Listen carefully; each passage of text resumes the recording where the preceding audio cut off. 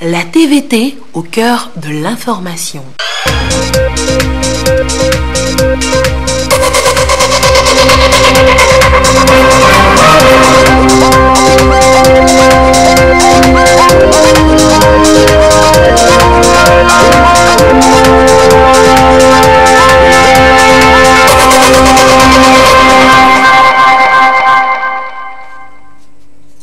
Il est l'heure du journal sur la télévision togolaise. Madame, Monsieur, bonsoir. Et voici les titres de cette édition.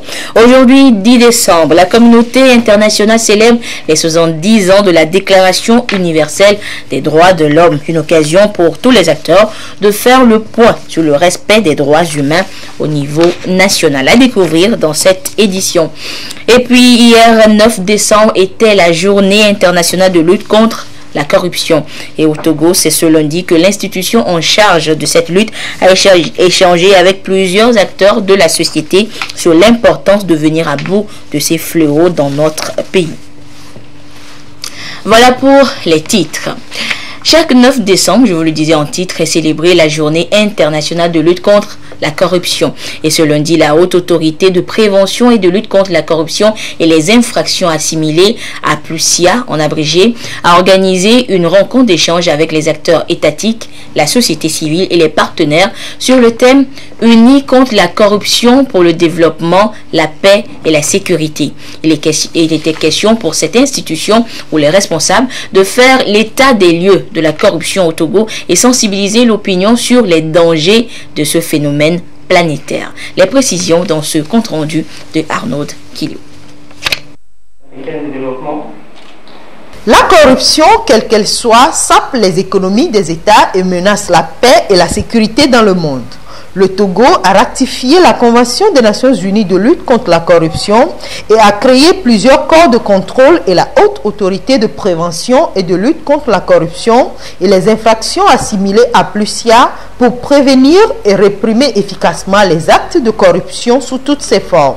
À l'actif de APLUCIA, il y a un certain nombre d'activités telles que la mise en place d'un cadre de coordination de tous les acteurs qui gèrent, qui veillent, qui contrôlent, j'allais dire donc la gestion des finances de l'État, les corps de contrôle. Il y a un cadre de concertation avec la société civile, les organisations qui luttent contre la corruption également.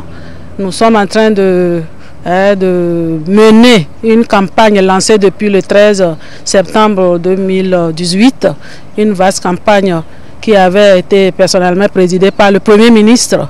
Nous sommes en train d'élaborer notre plan stratégique aussi, qui va être bientôt adopté.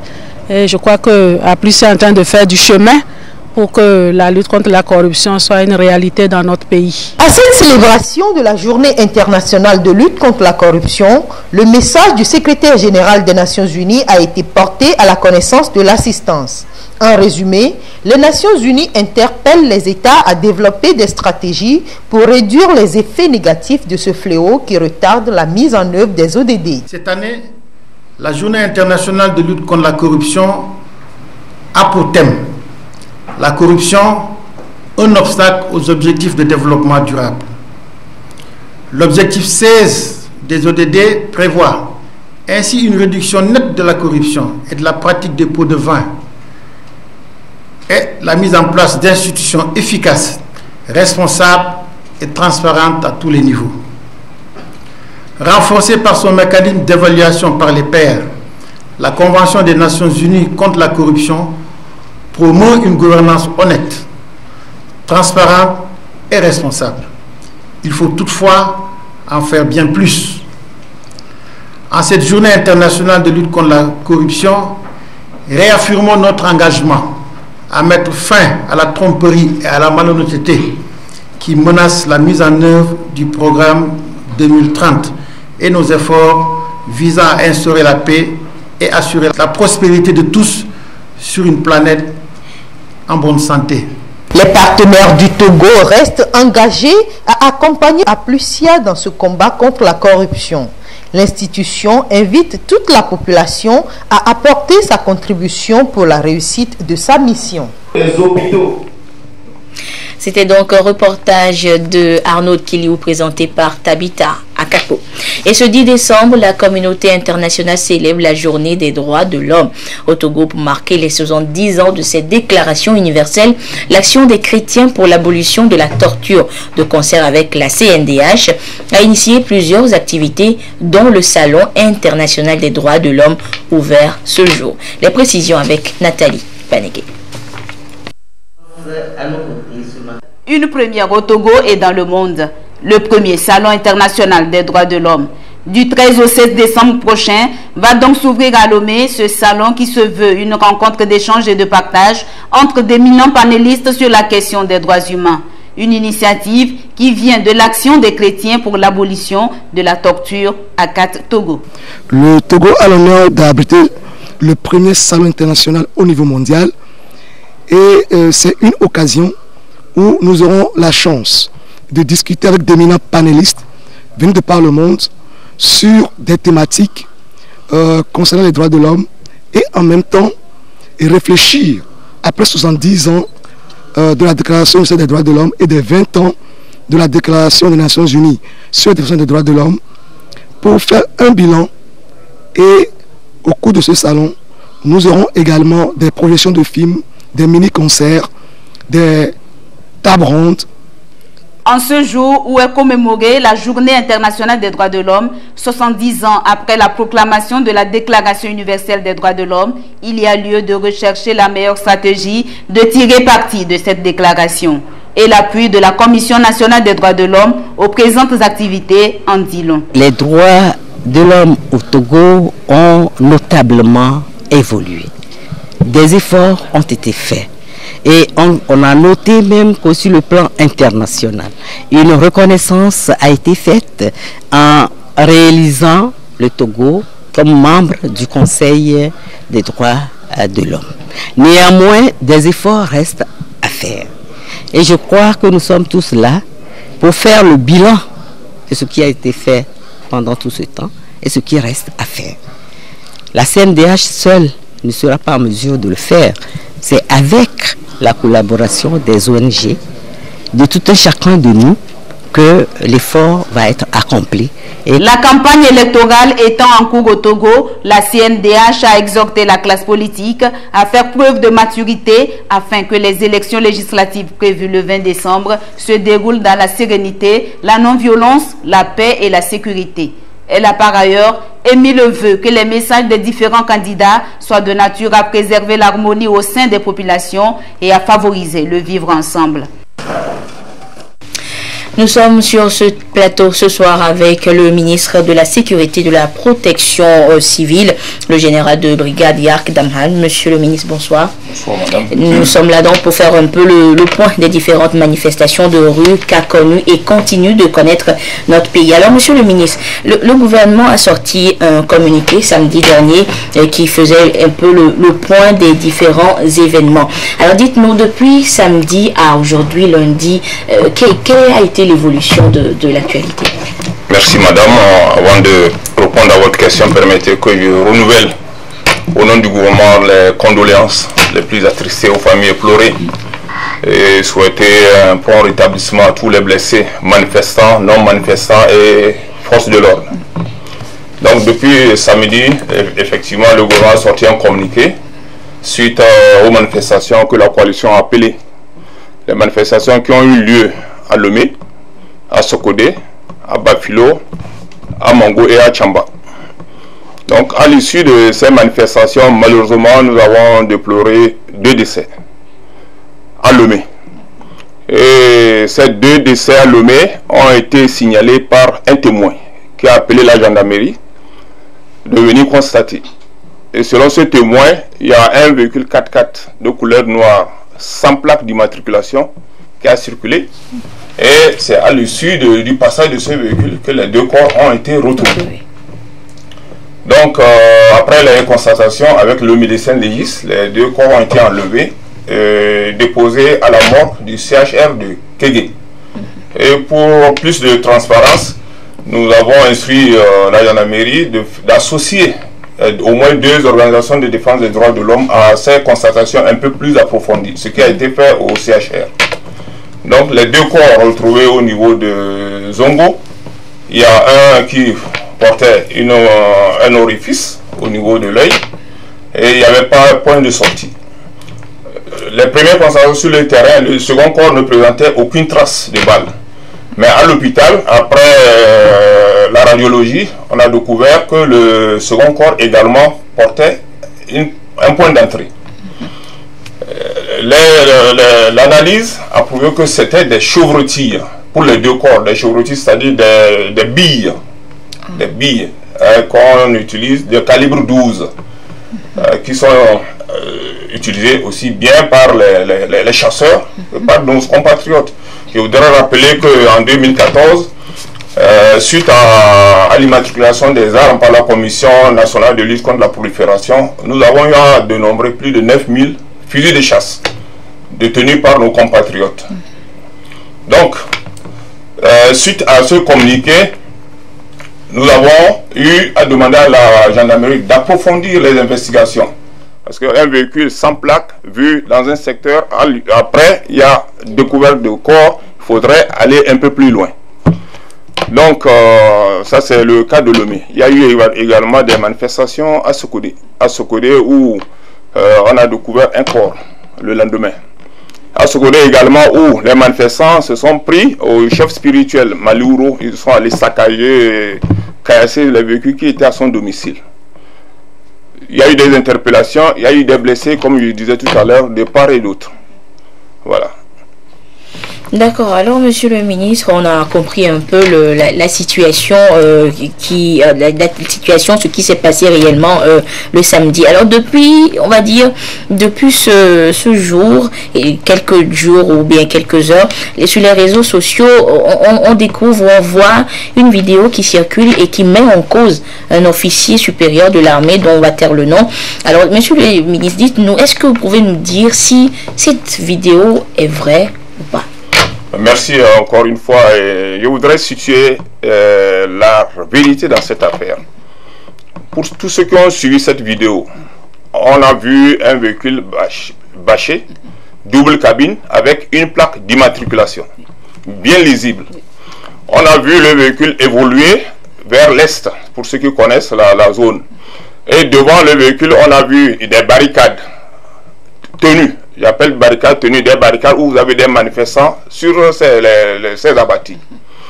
On a vu également sur cette même vidéo un motocycliste qui suivait le véhicule. On a vu également du véhicule l'occupant qui est derrière la place d'un chauffeur sorti une carabine. Quelques secondes après, on a vu la même personne retourner la cabine dans le véhicule. Voilà, il s'agit de quoi? Effectivement, le chef d'état-major général, comme à l'accoutumée, lorsqu'il y a un dispositif de sécurité sur le terrain, il sort pour vérifier l'efficacité. Donc quand il a évolué, effectivement, il est tombé sur la barricade. On a vu également le véhicule manœuvrer pour faire marche arrière. C'est au moment de la marche arrière qu'il a aperçu que son escorte qui était derrière avait sorti l'arme. Sans faire usage, il a intimé l'ordre de faire entrer l'arme. Et ils ont rebroussé chemin. Par après, on a vu un camion chargé de troupes qui est venu pour dégager la barricade. Donc, il faut préciser, on a eu deux faits distincts qui n'ont rien à voir l'un de l'autre. Le fait de signaler par les témoins, où on a vu un véhicule 4x4 de couleur noire, sans plaque d'immatriculation, qui a circulé dans un secteur où par après, malheureusement, on a eu deux corps. Et la sortie du chef d'état-major général pour vérifier l'efficacité du dispositif sur le terrain. Cette vidéo, pour les spécialistes, vous diront que quand vous suivez de près, vous aurez constaté que cette vidéo a été travaillée. On a une musique de fond qui signale pour les spécialistes ou les fans de cinéma qui annonce un film. On a entendu un bruit semblant à un bruit d'hélicoptère. Et vous avez également des gens qui parlent, qui citent le nom du chef d'état-major général dans ce brouhaha. Donc, je me résume. La sortie du chef d'état-major général pour vérifier l'efficacité du dispositif de sécurité n'a rien à voir avec les deux corps qui ont été découverts. Les deux corps, malheureusement, tués par chevrotine, c'est-à-dire par des billes utilisées par aussi bien par des civils que des militaires. Hein? Ça n'a rien, les deux faits sont distincts. D'accord.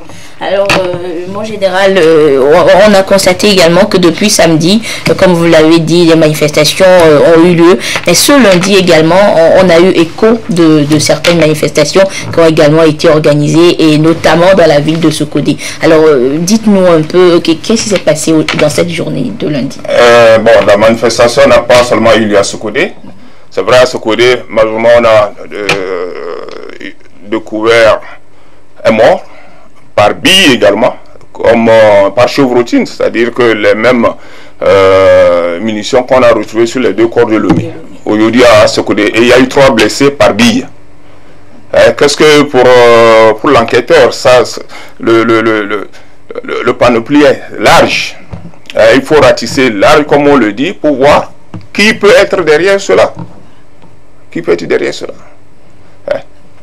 D'accord, donc on a compris que donc l'enquête est ouverte pour situer enfin, on va découvrir un peu les auteurs de ces différents actes. Alors, monsieur le ministre, avant de vous laisser partir, sûrement que vous avez un mot à l'endroit des populations qui nous suivent. Je voulais dire à nos compatriotes que rien ne vaut la paix. Rien ne vaut la paix. Je voulais dire également à nos politiciens qu'il ne sert à rien de faire sortir les jeunes dans la rue. Il y a des textes de loi qui définissent et qui répriment ce genre de choses. Vous avez une autorité, vous avez formulé une requête. L'autorité vous dit, nous risquons d'avoir trouble à l'ordre public. Sur ce, votre manifestation ne peut se tenir. En bon citoyen, on s'exécute. On s'exécute. Mais l'ayant outrepassé pour demander aux jeunes de sortir. Malheureusement, nous avons eu, ça fait il y a 4 morts. C'est déjà trop pour notre pays. Donc j'appelle la jeunesse à la retenue. J'appelle les politiciens à la responsabilité. Et j'appelle également les forces de sécurité à la vigilance. Pour faire attention à la provocation. Et j'exhorte également ceux qui sont en campagne à continuer sereinement leur campagne. Merci beaucoup, monsieur le ministre, donc le ministre de la Sécurité et de la Protection civile qui était avec nous sur ce plateau pour faire un peu le point des différentes manifestations de rue qui sont organisées dans notre pays. Et nous poursuivons cette édition, je vous le disais donc, cette année, le 10 décembre coïncide avec les 70 ans de la Déclaration universelle des droits de l'homme et les 20 ans de la Déclaration sur les défenseurs des droits de l'homme. Et au Togo, ce double événement est marqué par une conférence débat organisé par le secrétariat d'État chargé des droits de l'homme à l'intention des apprenants. Et c'était autour du thème les droits de l'homme et les valeurs de paix, de tolérance, d'égalité et de non-discrimination. Le reportage est signé Tchazanam Baga. L'école, haut lieu d'éducation et d'apprentissage, c'est aussi le lieu par excellence pour inculquer des valeurs citoyennes et humaines aux apprenants. Voilà qui justifie la tenue de cette conférence débat sur les droits de l'homme à l'intention des élèves des lycées de Kodji, de Zoumaï et du Créteil de Palimé. Les échanges ont porté sur les droits de l'homme et les valeurs de paix, de tolérance, d'égalité et de non-discrimination. C'est à l'école qu'on apprend les bonnes façon de faire, qu'on apprend le vivre ensemble. Si les élèves arrivent à apprendre à s'accepter à l'école, ils peuvent s'accepter dans la société. Et deuxième raison, c'est que c'est à cet âge-là déjà qu'il faut leur apprendre quels sont les principes, quelles sont les valeurs avec lesquelles ils vont évoluer dans la vie.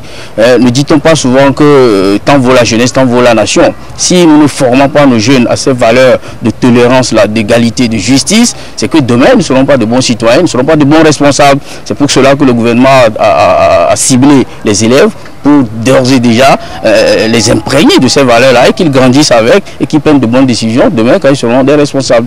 La notion des droits de l'homme, les principes de non-discrimination, les valeurs de paix et de tolérance sont les sujets abordés. Les élèves ont été conviés à s'approprier ces principes éthiques, à les traduire dans leur vécu quotidien et à servir de relais auprès de leur communauté. La paix, c'est quelque chose qui est bon pour nous, nous qui sommes les êtres humains. La tolérance, c'est tolérer ton prochain, même si tu as agressé ou bien il a fait quelque chose de mauvais envers toi. Donc c'est nécessaire de mettre ça en pratique. Concernant la non-discrimination, nous ne devons pas dire que nous ne sommes pas de même ethnie. C'est très intéressant pour nous qui sommes les élèves qui assistent à cette conférence de mieux comprendre et d'acquérir encore des connaissances nécessaires pour pouvoir les déverser ou bien dire ça à nos prochains aussi pour les instruire et ensuite. La non-discrimination, on ne doit pas dire que femmes ou filles ne doivent pas fréquenter, que c'est seulement les garçons qui doivent fréquenter. Les filles doivent fréquenter, les garçons aussi doivent fréquenter. Le Togo est un état de droit qui fait des droits de l'homme un pilier de développement et de coexistence pacifique. Le pays a ratifié l'ensemble des instruments des droits de l'homme de l'ONU. L'engagement des plus hautes autorités à promouvoir les droits de l'homme s'est traduit ici par la remise des lots de brochures de la Déclaration universelle des droits de l'homme qui a cette année 70 ans et la Déclaration sur les défenseurs des droits de l'homme qui totalise 20 ans. La rencontre a eu lieu avec l'accompagnement du PNUD. Les droits universels commencent. Parlons cette fois des droits des femmes avec la section de la région de la Kara, de la COFET, coordination des organisations féminines du Togo, qui a organisé une caravane à travers la ville de Kara. Et cette manifestation marque la célébration des 16 jours d'activisme contre les violences faites aux femmes. Depuis Kara, la correspondance de Nestor Mozo.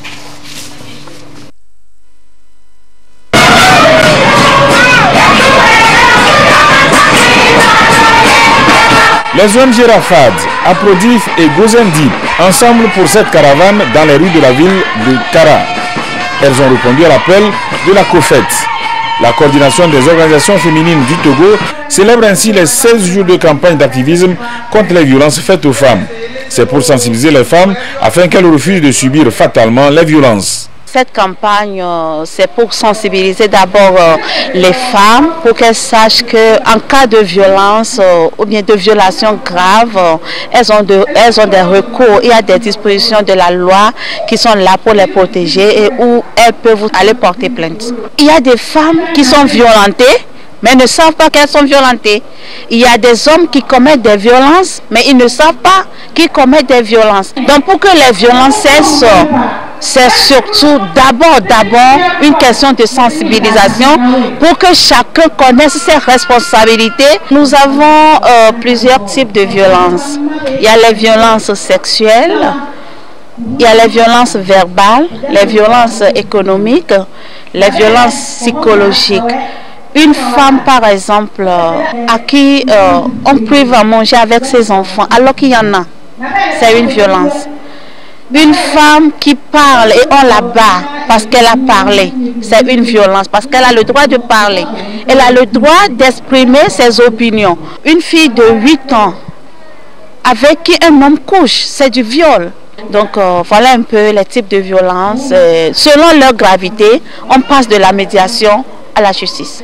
La COFET est l'unique fêtière des organisations de femmes au Togo. Elle a été créée en vue de renforcer les capacités des associations de femmes à travers la mobilisation des fonds pour accroître leur visibilité. Elle intervient en matière donc de violences faites aux femmes. Elle travaille dans la promotion de l'accès des femmes aux sphères de prise de décision. Elle œuvre aussi pour la consolidation de la paix.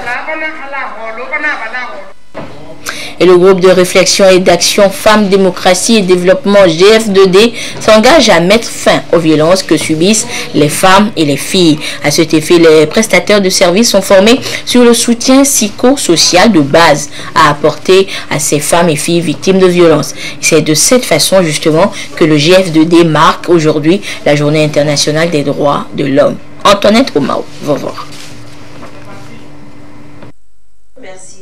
La violence à l'égard des femmes et des filles constitue l'une des violations des droits de l'homme les plus répandues et les plus dévastatrices.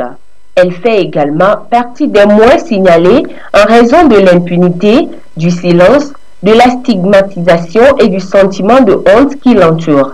Aujourd'hui, des voix s'élèvent pour mettre fin à ces pratiques, ces violences dont sont victimes les femmes et les filles. Les 70 ans de la Déclaration universelle des droits de l'homme est une occasion pour le groupe de réflexion et d'action Femmes, Démocratie et Développement GF2D de former les centres d'écoute sur le soutien de base apporté aux femmes victimes de violences.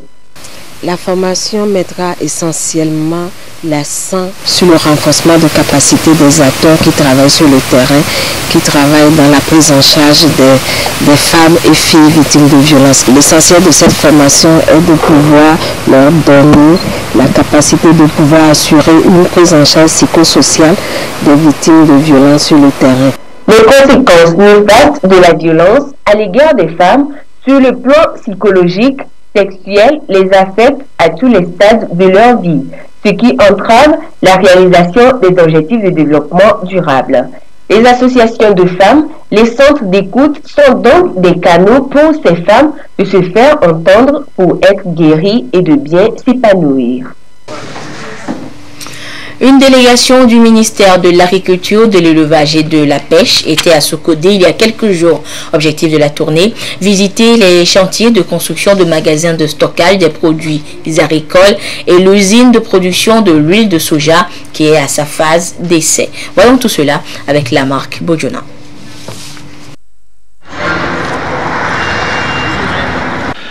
Visite de terrain pour le suivi et évaluation des projets en cours d'exécution à Sokodé par le ministère en charge de l'agriculture. Première étape, comment où ce gigantesque magasin est en construction, les travaux prennent un léger retard. La délégation a eu droit aux explications de la part du maître d'œuvre sur l'évolution du chantier. Direction Yelivo, dans le canton de Paratao. Ici est réalisé depuis un an le projet d'installation d'une usine de production d'huile de soja et d'arachide. Les techniciens sont à la phase d'essai, c'est dire que tout est fin prêt.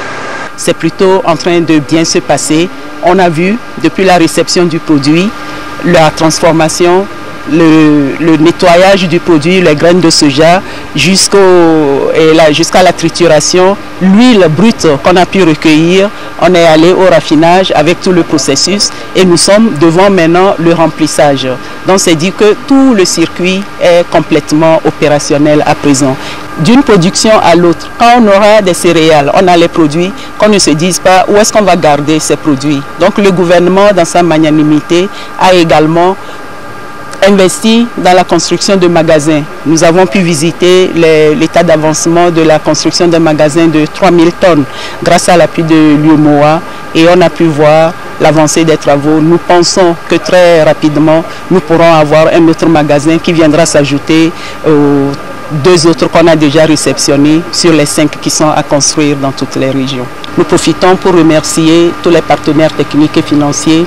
En premier, la Banque mondiale, à travers le projet d'appui au secteur agricole qui a appuyé ce projet jusqu'à sa réalisation. Ici et là, les instructions sont données afin que les travaux se déroulent en temps réel pour que les bénéficiaires entrent dans les meilleurs délais dans leurs droits. Au-delà de ces projets, le ministère de l'Agriculture développe dans la région divers projets, notamment les AP, la promotion de la production d'anacarde et la ferme agricole moderne d'Abachang pour l'expérimentation des semences. Au ministère des Affaires étrangères ce matin, le ministre Robert Doucet a procédé à la remise de prix aux meilleurs fonctionnaires et autres personnels d'appui. Et c'est ainsi la 5e édition du prix de l'excellence pour encourager le travail bien fait dans le département. Le compte rendu avec Edem Soussoupo. Du prix d'excellence au ministère des Affaires étrangères, de la coopération et de l'intégration africaine. Sous la coupole du professeur Robert Doucet, 4 agents ont reçu des prix d'encouragement pour l'efficacité de leur action en faveur d'une diplomatie dynamique.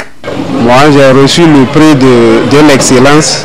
Le prix est globalement composé d'une enveloppe, d'une moto et puis de la session des Nations Unies l'année prochaine.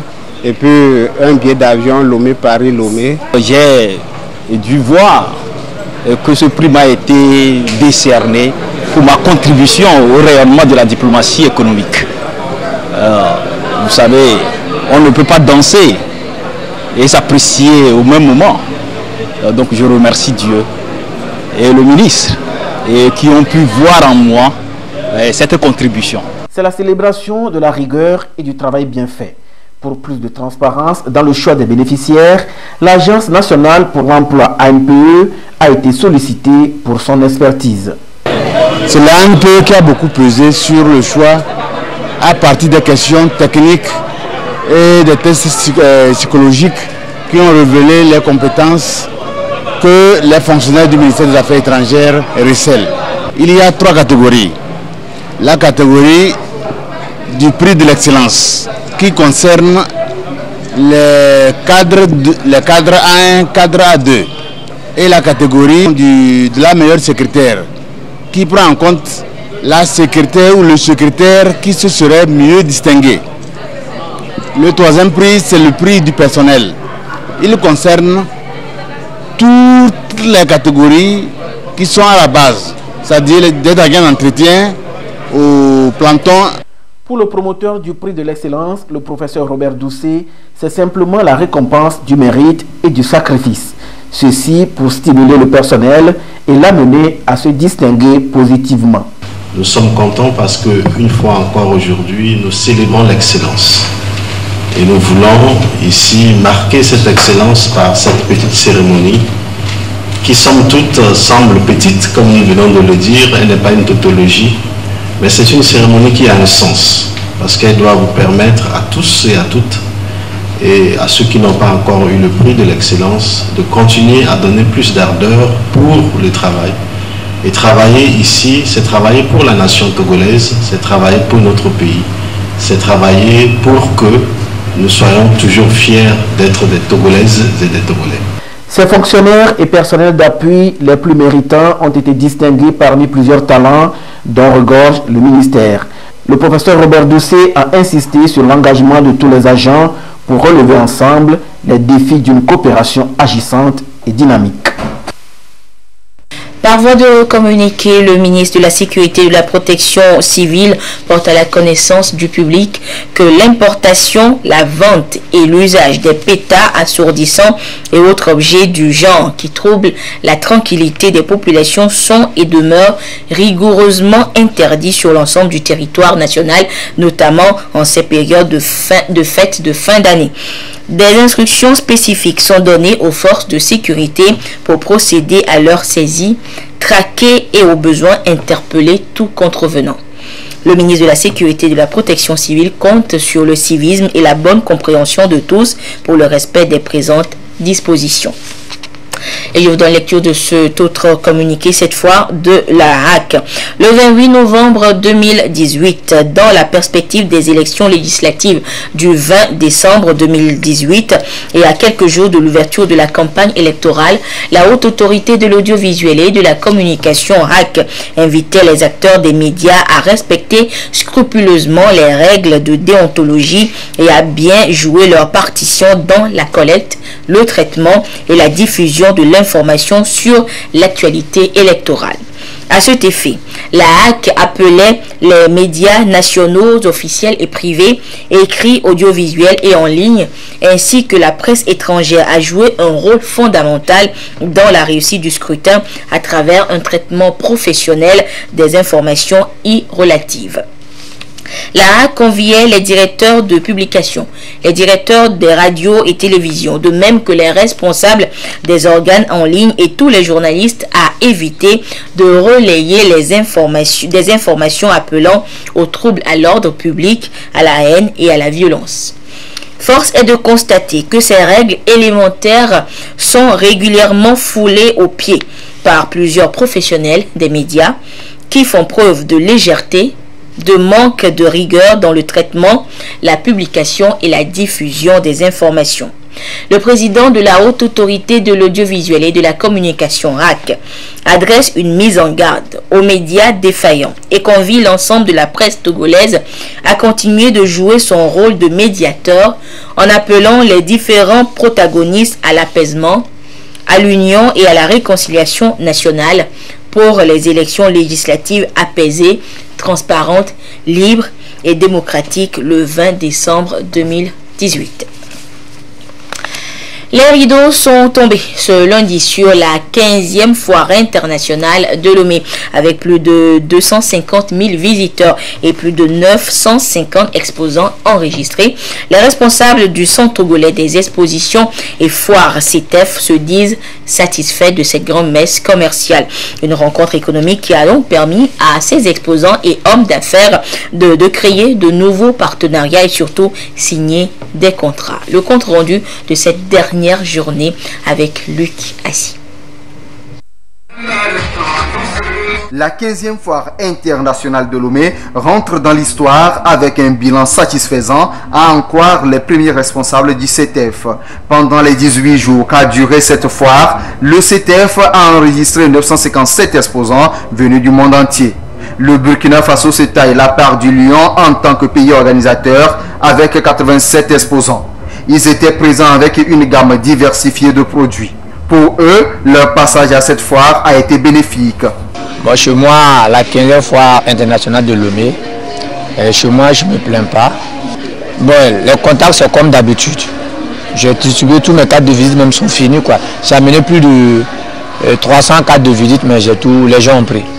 Et j'en ai eu même 2 ou 3 personnes qui m'ont lancé une commande. Bon, pour l'année prochaine, moi, vraiment, bon, je suis partant, moi. À côté aussi, j'ai eu pas mal de contacts qui sont intéressants aussi. Donc, bon, je préfère appeler la foire et continuer la collaboration.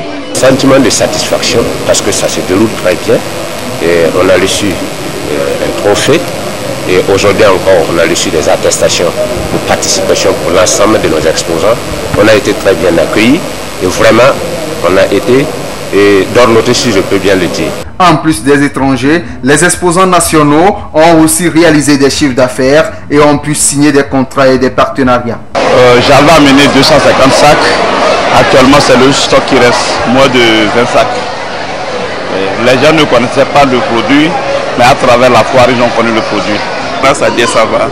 On a pu sortir un peu, ça va aussi. Les clients sont venus, ils ont acheté. Il y a les autres aussi qui nous ont visités. Ils nous ont promis qu'ils vont passer à notre stand. On a eu des partenaires, oui, on a eu beaucoup de partenaires aussi qui sont là, qui veulent changer avec nous aussi, qui veulent prendre des contrats aussi avec nous aussi. En ce qui concerne les visiteurs, le Centre togolais des expositions et foires CETEF a atteint un taux de 85% des objectifs qu'il s'est fixés. La sécurité était aussi au point durant cette messe commerciale. Nous, au niveau de l'organisation, et ce jour de clôture, on ne peut que nous réjouir d'avoir atteint nos objectifs. Tout ce qui a été projeté a été fait. Vous me direz que M. Johnson, vous avez programmé 300 000 visiteurs, mais vous n'avez pas eu, c'est vrai. Mais c'est un objectif et nous luttons pour pouvoir l'atteindre. Déjà, nous sommes à plus de 85% et nous pouvons nous réjouir quand même et que cela aussi a été atteint. Lorsqu'il s'agit des exposants, nous avons projeté également 1000 et nous sommes à 957, on n'est pas trop loin, ça fait pratiquement 96% de l'objectif. Il est bien vrai qu'au départ, c'était timide, il faut le reconnaître, mais à l'arrivée, ils sont tous contents parce que les 3 derniers jours, ils ont eu de la visite, surtout ceux qui ont envie de vendre et ils ont bien vendu. Nous en sortons avec 0 dégâts, c'est une très bonne chose et tout s'est bien passé. On a découragé également pas mal de ces petits, ma foi, qui ont commencé par rêver de la foire de Lomé comme un lieu où ils pouvaient surtout voler les portables. De ce côté aussi, nous tenons à remercier le gouvernement qui nous a beaucoup aidé dans le domaine sécuritaire et pour que tout se passe assez bien. Des attestations de participation ont été remises aux partenaires et sponsors officiels ainsi que les exposants qui ont répondu présents à cette fête foraine. Le rendez-vous est donc pris pour l'année 2019.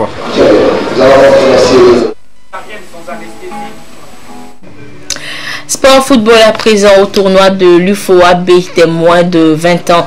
Hier dimanche à Lomé, le groupe B était à l'honneur pour le compte de la 2e journée. Le Ghana étant au repos dans ce groupe de 3 équipes, un seul match était au programme. Nigeria-Niger. La rencontre s'est achevée sur un nul de 0 but partout. Le résumé avec Aflim Johnson. Pas de but entre Nigériens et Nigériens dans ce match, le seul à l'affiche de la 2e journée du groupe B. Dans ce face-à-face entre pays frontaliers, le Nigeria, maillot vert pour son entrée en compétition, a eu du mal à se retrouver durant les premiers instants.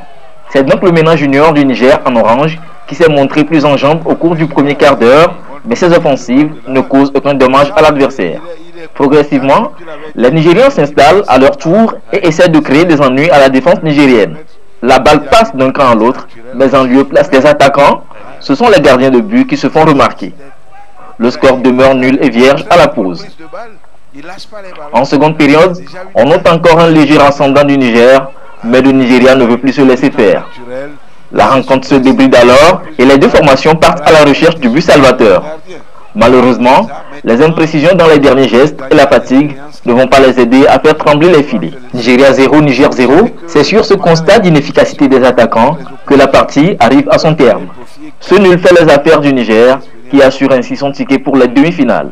L'autre demi-finaliste du groupe B sera connu au sortir de la troisième journée à l'issue du duel entre le Ghana et le Nigeria. Malheur aux perdants. Et voilà donc, ainsi se referme cette édition. Merci de votre fidélité à la télévision togolaise. Excellente suite de nos programmes. Et tout de suite après, vous suivrez donc le journal des législatives. Et ce soir, c'est avec Gerson Deveau. Bonsoir.